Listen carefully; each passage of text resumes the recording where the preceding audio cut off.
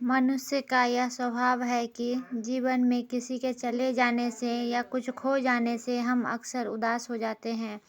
पर हमें यह नहीं भूलना चाहिए कि यह दुनिया की रीत है, जब जिस समय हमारे पास जो है वही अनमोल है।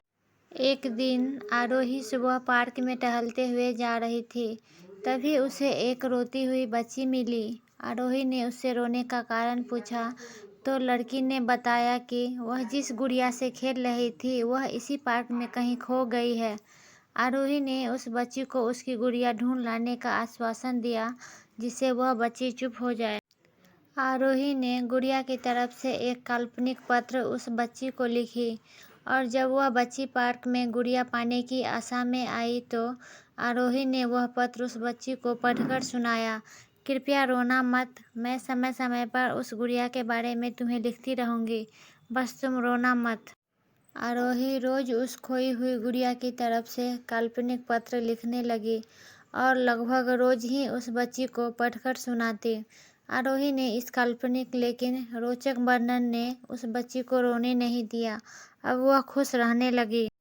आरोही ने एक दूसरे गुड़िया उस बच्ची को लाकर दी।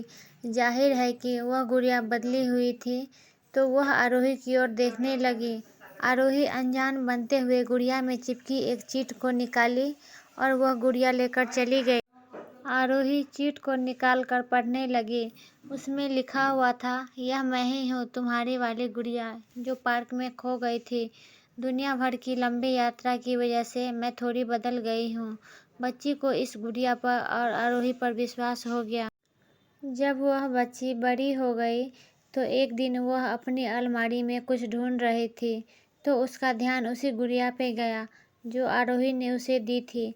बचपन की बातें याद करके वह हंसने लगी कि आरोही ने कैसे उसका मन रखा। उसे उस गुड़िया पर फिर से प्यार आने लगा और वह उसे बड़े गौर से देखने लगी।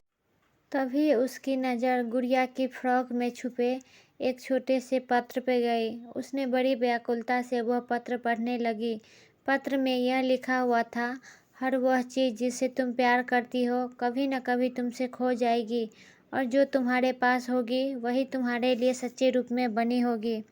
दोस्तों, अगर आपको ये कहानी अच्छी लगी हो तो प्लीज़ मेरे चैनल को लाइक एंड सब्सक्राइब कीजिए।